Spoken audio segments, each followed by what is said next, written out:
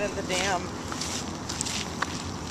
Hey, this is Kay Kellison and Miss Alicia Sullivan, aka Seattle Sorcerer on Twitter. Follow her if you don't. And we're walking Green Lake. With Tebow, don't forget Tebow. Oh yeah. Got Little Man Happiness over there.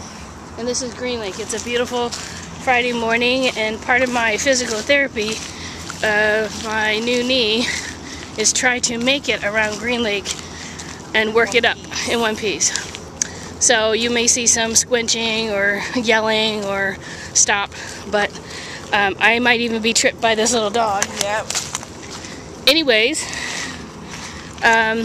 we're here to follow up with what I started this week about FourSquare. And Alicia just got done checking in. And her and I were talking this morning about why do we check in, why does she check in, and why do people check in. I personally started because it was fun. It was fun sharing and, you know, seeing who's around and what they're eating, what their tips are, and their photos and stuff, right? Is it fun for you? Yes, it is very fun for me. Then I started exploring more about, okay, what if I posted that I work for a certain company and I would buy them coffee if I was at Starbucks, or a beer if I was at a bar. And then people started friending me, and they do. So once you have your app, it's sort of like any other social network. You invite people and or follow, yeah, and they'll follow you, or hopefully. And then when you do, you got a chance to look at their profile. Now, FourSquare is not like Facebook or Twitter where there's a bio. FourSquare is more about where they checked in, if they left any tips, if they're pictures, and so I started exploring. And the cool thing is that you now can connect with somebody on FourSquare via text, via instant message, Facebook, and Twitter. And you're like, okay, why would I do that? Well, no one's forcing you, but considering, according to article on Twitter, there's over 400 million people now on Twitter. And don't get me going on Facebook, because you know, and I know how many people in there, a lot. FourSquare is also up to 3 million globally. So I have a lot of people from Russia, from Australia, connecting me through FourSquare as well. And then we actually share, I got somebody in New York. And Alicia got somebody in New York. And then they have, let's say they have Twitter. You click on the Twitter, and then you can see their tweets. You can see their profile. You can follow that person. The cool thing about Twitter is that you have a little bit insight of who they are. Facebook, same way. So I was at Disney, and I checked in of, all my friends know, crazy places like Peter Pan and stuff. And I met developers, I've met advertisers, marketing people, and I got to hang out with them.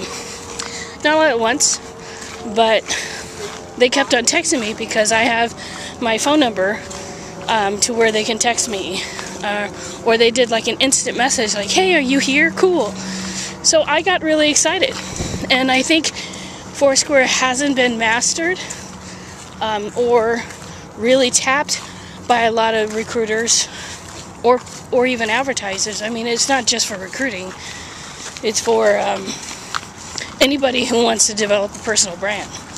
And then a cool thing on top of that, if stores start, you know, seeing you checking in their places and talking about their places. I've been approached by Old Navy, JCPenney's, and a few other places to say, hey, if you check in and everything, we'll give you like a 50% off or gift cards and stuff just to help us promote our store. So some extra cash on the side too.